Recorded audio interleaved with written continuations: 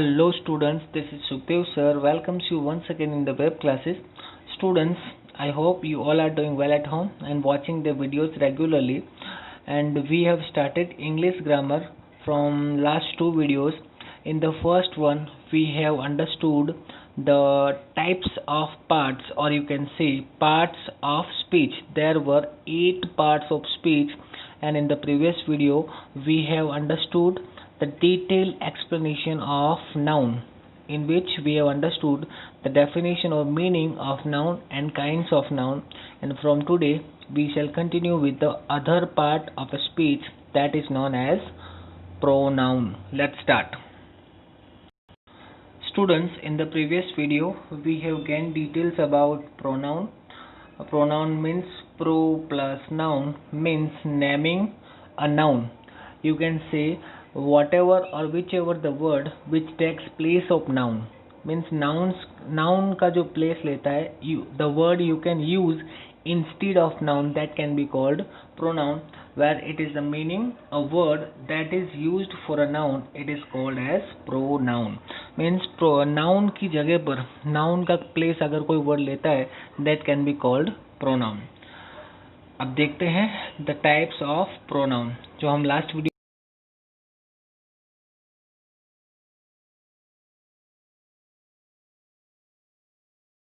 pronouns, relative pronoun, interrogative pronoun, demonstrative pronoun, distributive pronoun, indefinite pronoun, reflexive pronoun, emphatic pronoun, reciprocal pronoun, and the last one is exclamatory pronoun.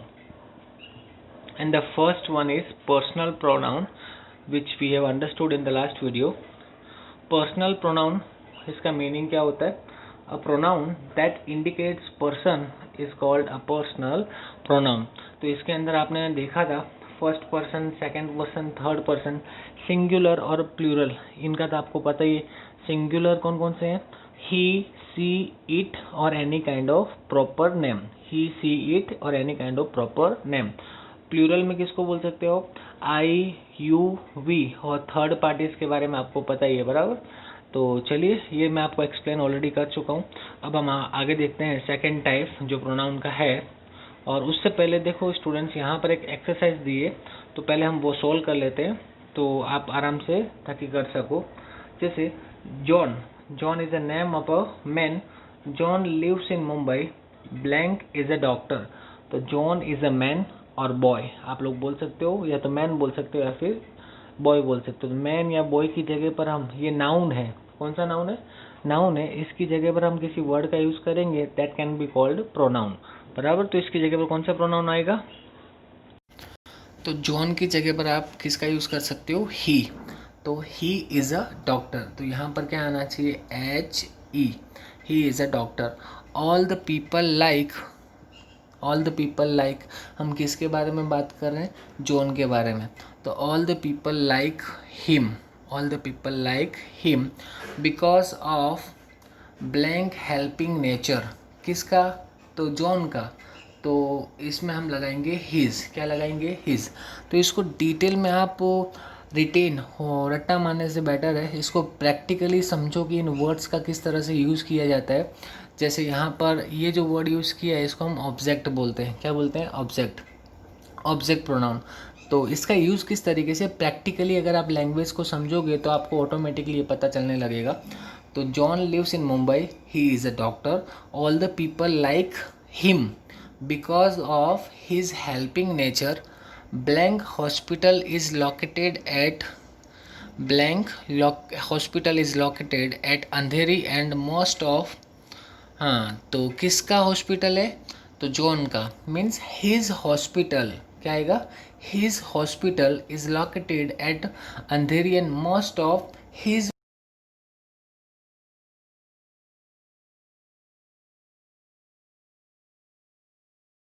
Pronounce का use किया जा रहा है. He does not charge much money. Dot, full stop आ गया. Blank. आगे देखो क्या है? Daughter goes to school. His daughter goes to school. Blank studies in 5th standard. She. Studies in 5th standard. आप सोच रहे होंगे सर ही से सी कैसे हो गया, तो यहाँ पर जॉन की डॉटर के बारे में बात की जा रही है, इसलिए वो सी इज़ अ गर्ल, तो गर्ल में क्या आएगा she. She studies in 5th standard, blank teachers love her, teachers love her very much. Her teacher, उसके मतलब डॉटर के teachers, her teachers love her very much, blank friends are also very good, her friends are also very good, blank always encourage, blank always encourage blank। देखो she always encourage, सी के बारे में नहीं बोल सकते यहाँ पर। her friends are also very good, they always encourage her, blank has given blank guidance in studies। And यहाँ पर आप हैज़ दिया है, क्या लिखा हुआ है यहाँ पर हैज़, तो she has given blank guidance in studies, her guidance in studies, blank mother is also teacher, her mother is also teacher, she always encourages her to keep it up, I also like her as blank often comes to, I also like her as she often comes to her house, one day blank told my mother that, देखो one day her mother told my mother that blank wanted to learn cooking, she wanted to learn cooking, blank mother taught her।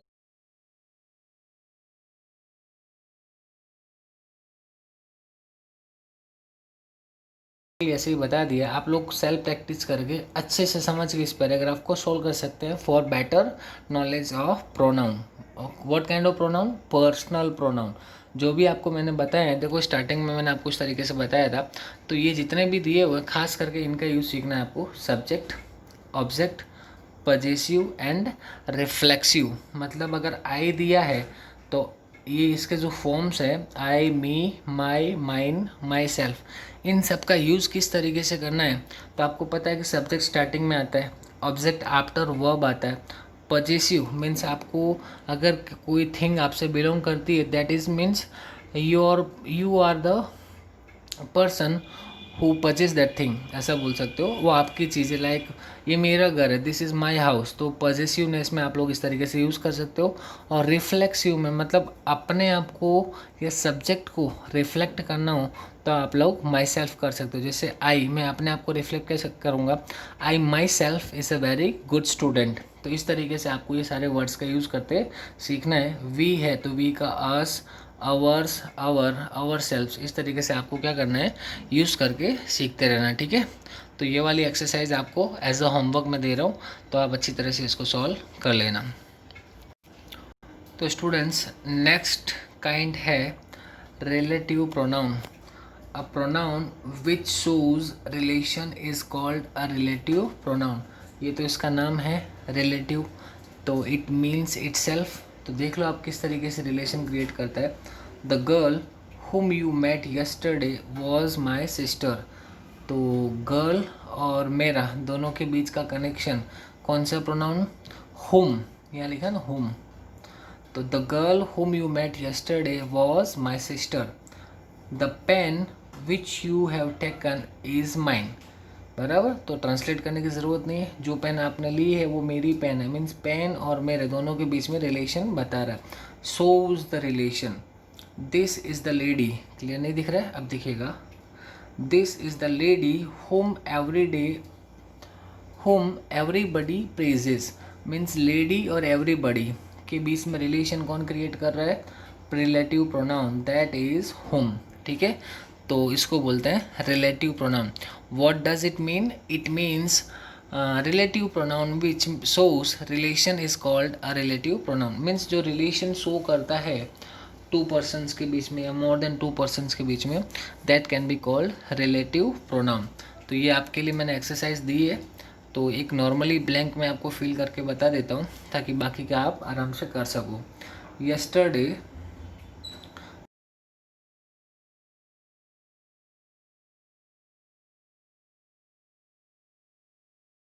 was, yesterday I met a lady who was an American by birth, she was willing to see blank the gateway of India।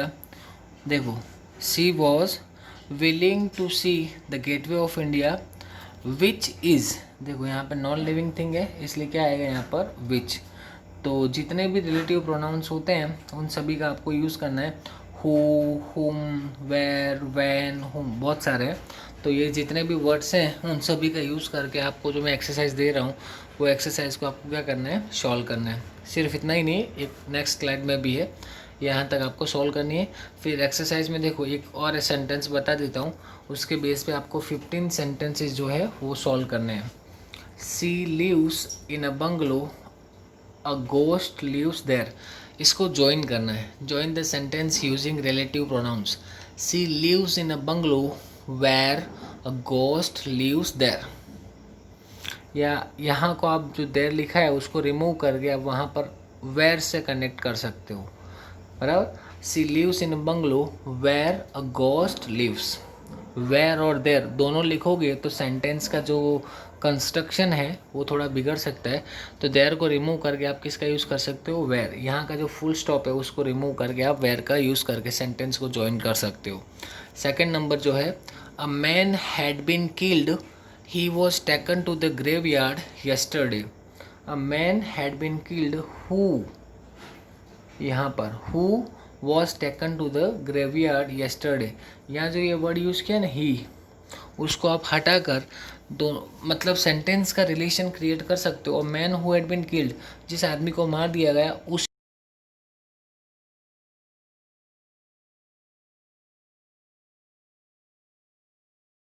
इसको क्या कर सकते हो, join कर सकते हो। एक और बता देता हूँ, I have a book, it is written by Rabindranath Tagore. I have a book which is written by Rabindranath Tagore.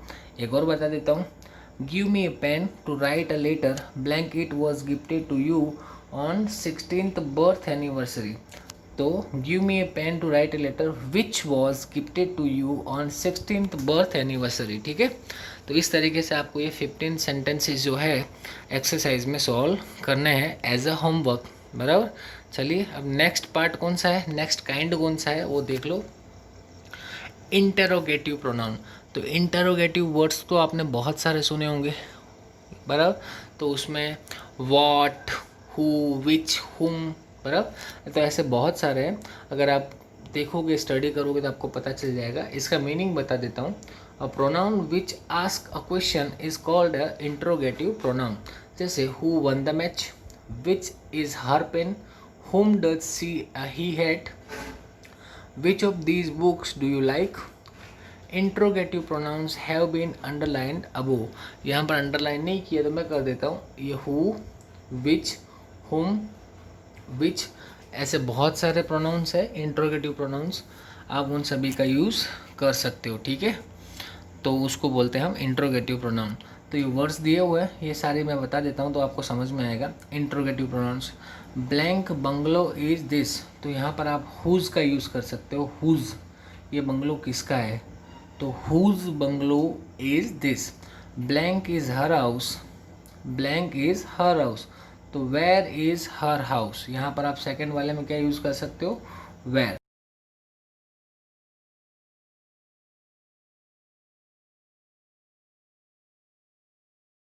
Who wants to, क्या आएगा यहाँ पर, who wants to meet me now. Fourth वाला है, blank does he want to help, blank does he want to help.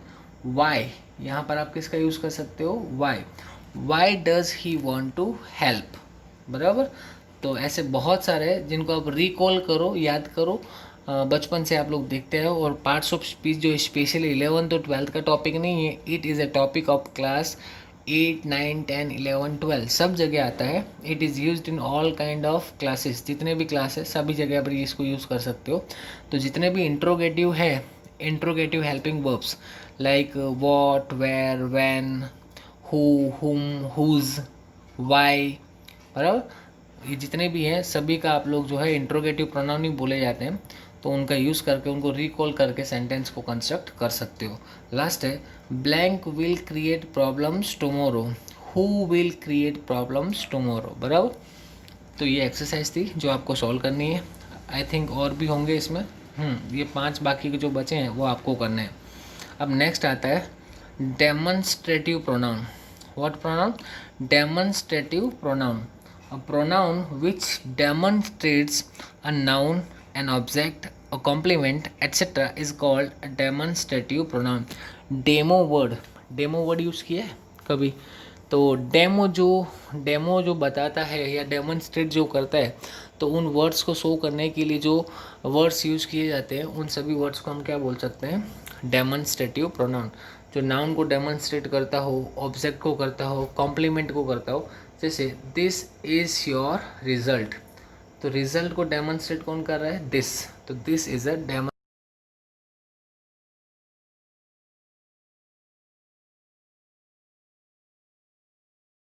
That word जो use किया है that is demonstrative pronoun. These are my books, तो यहाँ पर दीज वर्ड जो है वो डेमोन्स्ट्रेटिव प्रोनाउन है. Those were my friends books. ठीक है, तो आप समझ गए होंगे डेमोन्स्ट्रेटिव प्रोनाउन में क्या क्या आता है. This, that, these, those. वैसे ही आता है distributive pronoun.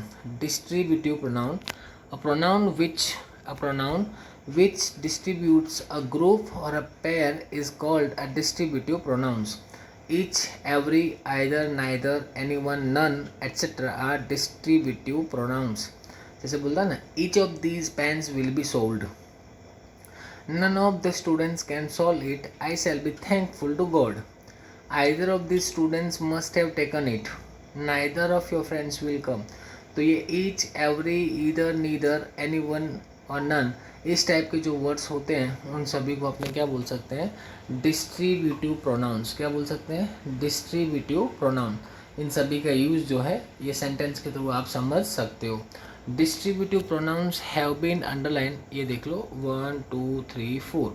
Not, of is often found after distributive pronoun. तो वो सब जो है आप अभी नहीं समझना है, आने वाले टॉपिक्स में बताते रहूँगा. फिलहाल डिस्ट्रीब्यूटिव प्रोनाउन क्या है वो आप समझ गए, तो इसकी प्रैक्टिस कीजिए. अब आता है indefinite pronoun. A pronoun that is not definite, ऐसे कुछ है. Which is indefinite is called a indefinite pronoun. All, all मतलब कौन कौन लोग. सम, कौन. वन, किसके बारे में बात कर रहे हैं? मेनी, कोई भी हो सकता है. फ्यू, भले फ्यू मतलब थोड़े है लेकिन कोई भी हो सकते हैं. Somebody, nobody. इसमें कहीं पर भी कोई डेफिनेट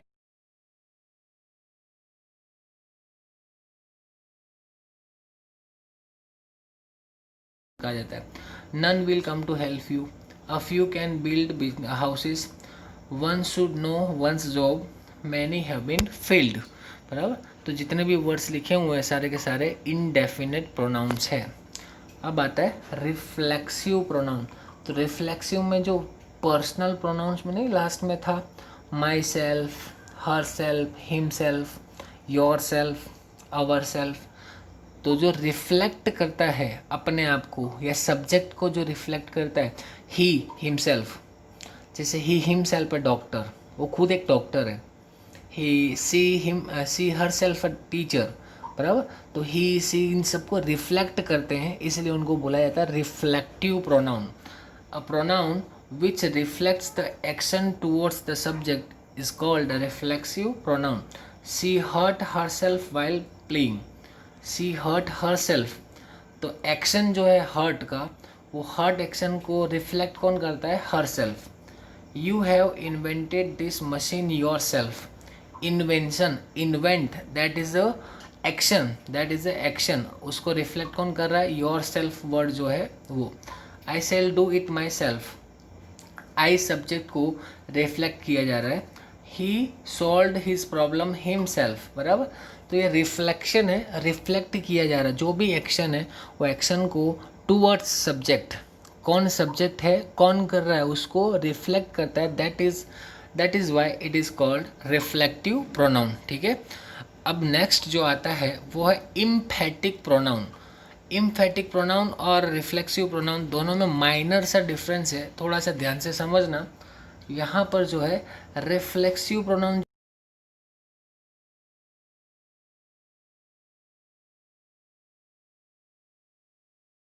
वर्ब है, लाइक वर्ब जो होगा उसके बाद में आता है, मतलब आफ्टर द वर्ब. यहाँ पर आप यूज कर सकते हो after the verb. After the verb, verb के बाद में रिफ्लेक्सिव प्रोनाउन आता है, और इम्फेटिक प्रोनाउन जो है वो वर्ब के पहले आता है, बिफोर द वर्ब। देख लो इसके एग्जांपल्स है सेम ही दोनों। Which is used for emphasis is called an emphatic pronoun, like I myself is enough to solve the problem. Same है दोनों, खाली दोनों का प्लेस जो है वो अलग अलग है। You yourself will return my money. He himself knows me very well. They themselves will have to earn money. A reflexive pronoun is used after the verb, but emphatic pronoun is used before the verb. Clear हो गया? लिखा हुआ है, अगर मेरी बात का विश्वास नहीं हो तो देख लो, लिखा हुआ है। Emphatic pronoun before the verb, reflexive pronoun after the verb. ठीक है। She did it herself, देखो ये verb है, उसके बाद में मीन्स ये reflexive है। क्लियर है? She herself did it in a hurry without any guidance, तो verb के पहले आया है इसलिए emphatic pronoun। सेम वर्ड है, सेम सेंटेंस है, कोई मीनिंग में चेंज नहीं है, लेकिन जो प्रोनाउन है उसका यूज़ बिफोर द वर्ब या आफ्टर द वर्ब है, depends on the pronoun. Emphatic है या रिफ्लेक्सिव वो हम बाद में डिसाइड कर सकते हैं। ठीक है स्टूडेंट्स, अब आता है रेसिप्रोकल प्रोनाउन। रेसिप्रोकल वर्ड जो है थोड़ा सुना नहीं होगा कभी। म्यूचुअल सुना, आपस में, अंदर ही अंदर, खुद ही खुद, बराबर। तो रेसिप्रोकल का मीनिंग वो होता है अ pronoun which shows relation with one other each other is called a reciprocal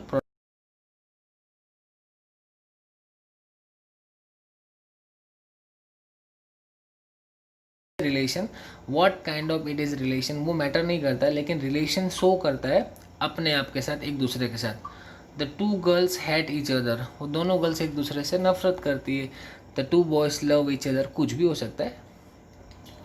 each other is use for two person, इतना याद रखना, ईच अदर जो है वो टू पर्सन के लिए यूज किया जाता है, और one other is use for more than two person. ठीक है, ये रूल है रेसिप्रोकल प्रोनाउन का। ईच अदर वर्ड यूज किया हो, that means what kind of a pronoun it is a reciprocal pronoun. ठीक है, और वन अदर वर्ड यूज करना हो, that should be more than two persons. ठीक है, तो स्टूडेंट्स यहाँ पर जो है ये प्रोनाउन का टॉपिक कंप्लीट होता है। सारे प्रोनाउंस मैं आपको बता चुका हूँ। एक्सक्लेमेशन लास्ट में जो बचा है वो बाद में एक टॉपिक आएगा, डायरेक्ट इनडायरेक्ट नरेशन, उस टाइम पर मैं आपको बता दूंगा।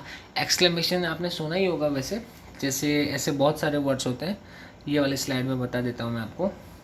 लाइक वाओ, ये जो सिंबल आता है लास्ट में उसको हम बोलते हैं एक्सक्लेमेशन, वाओ। फिर अपना कभी कभी बोलते हैं हुर्रे, हिप हिप हुर्रे, बराबर, तो ये भी एक्सक्लेमेशन है। ओ सरप्राइजिंग, एलास, एलास इस वर्ड का मतलब होता है विच एक्सप्रेसिस द सोरो मतलब दुख, बराबर। तो इस टाइप के जो वर्ड्स है these are called exclamation pronoun, exclamatory या एक्सक्लेमेशन प्रोनाउन बोल सकते हो। ठीक है स्टूडेंट्स, तो that's all for today, and we shall continue in the next video with the new part of speech. Till then, stay home, stay safe, do whatever you want to do, and the most important thing, keep smiling and take very good care of yourself. Bye bye.